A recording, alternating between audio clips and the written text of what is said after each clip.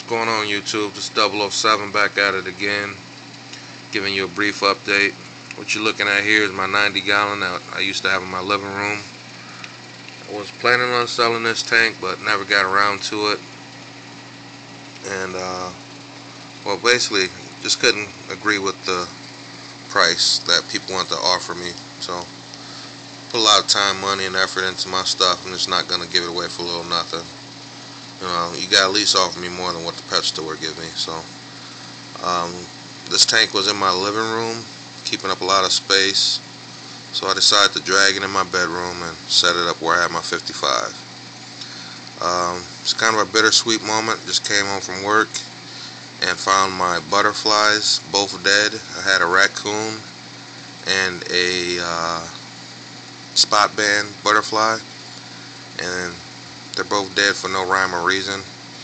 My only suspicion is because I haven't seen them eat a whole lot, was that they were not getting enough food. I don't know how or why, but I'm going to do some more research on them before I put any more in here. I do want to replace those, but I did put about 3 bottles of Tigger Pods in here when I set this tank up prior to putting them in. Let them move around for about 3 weeks. Still to no avail. Couldn't get them really to eat any prepared portions, and I see them pick off the rock every once in a while, but I'm not sure if the angels were bullying them or what, but they seem all fine and dandy last night, but to my avail, they were dead today. But that's my show off, my bicolor, and next to him is my Ebly. I got a keyhole somewhere hiding in here. There he is down there. I don't know why he's acting so shy, but there's also a mandarin, probably about 10 emerald crabs, a slew of hermits and snails. I'm getting a diatom bloom. I'm not sure if that was anything have to do with my death of my butterflies, but not sure what's causing that either. I got my water tested yesterday and everything was fine. There's also a mandarin in here, and my can't remember what kind of wrasse that is, but it's in the cleaner family. But he's pretty cool. I haven't seen him clean my fish yet, but there's my anemone crab showing off, doing this thing, trying to catch him a meal. My male mandarin, haven't yet found a female yet. Pet store is out of the females, so I'll be getting him a suitor soon enough. But yeah, for the most part, I set it up back in the bedroom. Got the reef skimmer. Not sure what size it is, but they're skimming beautifully. This is a DIY sump. It's a 29-gallon, 3 chambers. But for the most part, it's doing this job. Looking at a little bit of that basket there, just full of caulerpa, I do believe. Put it in the basket, makes it easier to harvest, and it doesn't overrun your tank and get in your pumps and all other crap. I can harvest it out, feed it to my tanks, and do other stuff with it as need be. For the most part, this is the 90. This is the new ocean in the bedroom, baby. Not too fancy, not too drabby. A lot of this rock is, you know, like my starter rock when I first got started. So these are like a lot of 1 and 2 pounder pieces.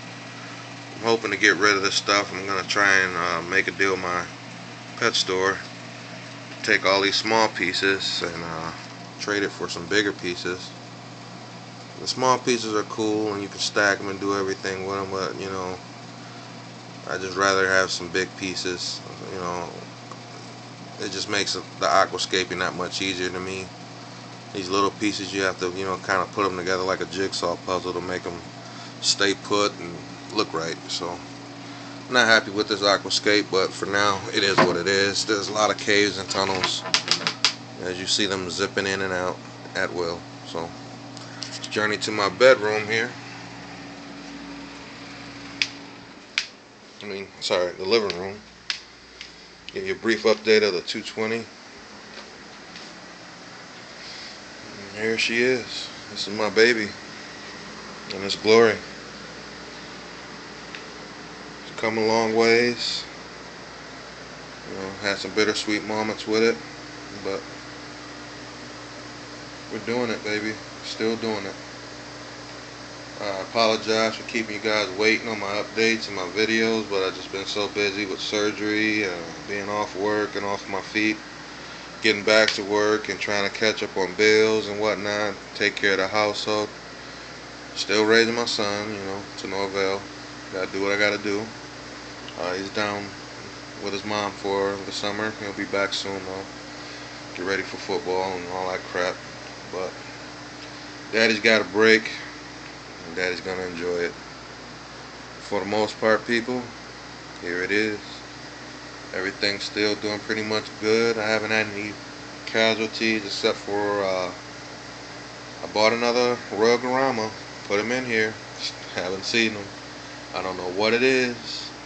I do know I have a big predator in this tank that is going to be a pain in the ass to get out.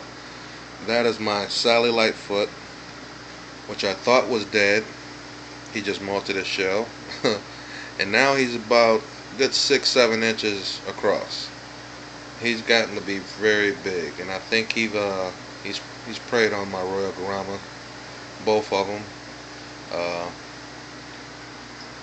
I haven't been able to look behind the tank to see if they jump, but that's possible too. I did have some glass tops up here, but I took them down.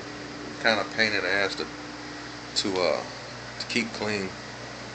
And I removed my airline that I had running across that back wall, because when the bubbles rise to the surface, they would break so badly.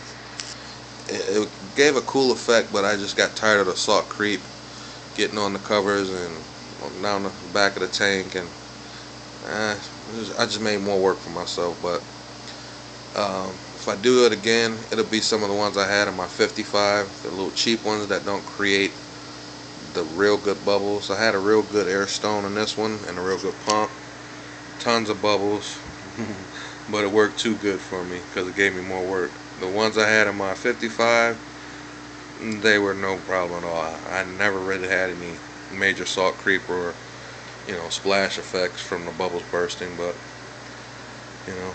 got a few new additions in here. As you can see, I replaced my powder brown tank. Got a copper band in there. Some more chromis. There's about 8 chromis in there right now. It was 13, but if you count the first ones I had, that was in the 90. But not a whole lot of coral purchases. Just a frag here and there. I don't even know where I put them right now, but mushrooms are still looking fine. And that's another little small mushroom somebody gave me. I don't know if it's gonna make it or not, but everybody wants a little camera time, it looks like. But enemies are getting big.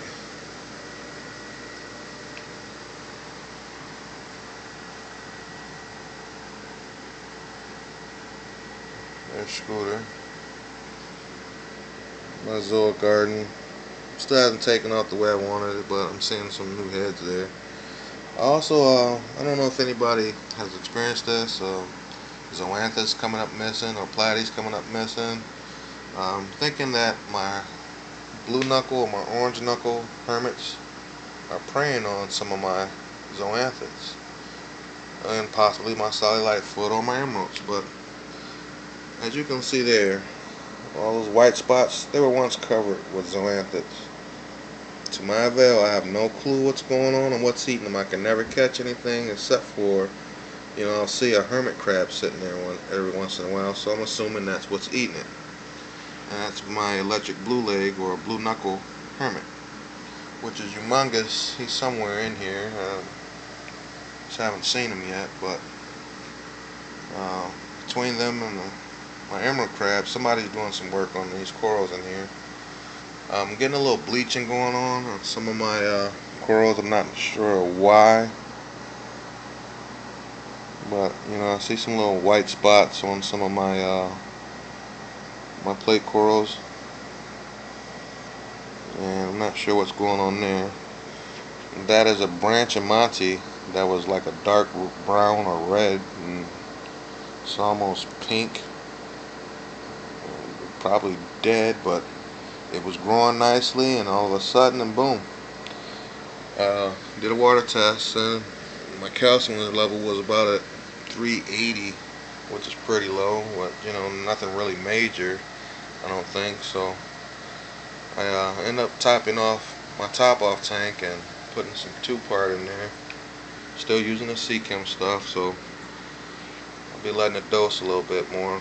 I'm not a big fan of dosing, but when I do dose, you know, it's just basically a corrective action. You know, I'm not the proactive when it comes to dosing. Just do it just to be doing it. But maybe I'll look into that a little bit more. But for the past year, I've gotten by without doing all that. But I think since I stepped up my game, I got to step up my knowledge and start doing some things a little bit different. Like again, just been busy. So here's your brief update. I'm sorry that kept you waiting. I thank all my new subscribers as well as my past, and looking forward to seeing some of my future subscribers. But we're gonna keep doing the thing. One other quick question, if you want to comment on sand bed. It's getting this little funky rainbow down here. I don't know if you could pick that up.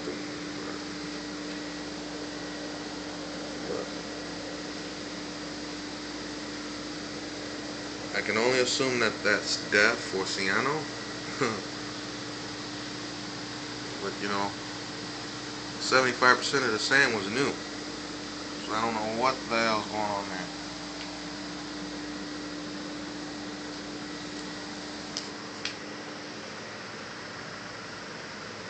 So if you know what that is or what's going on with it, if you had the same experience, you know a way I could fix that without disturbing the sand bed, give me a shot. Shout out. Let me know. Comment, please.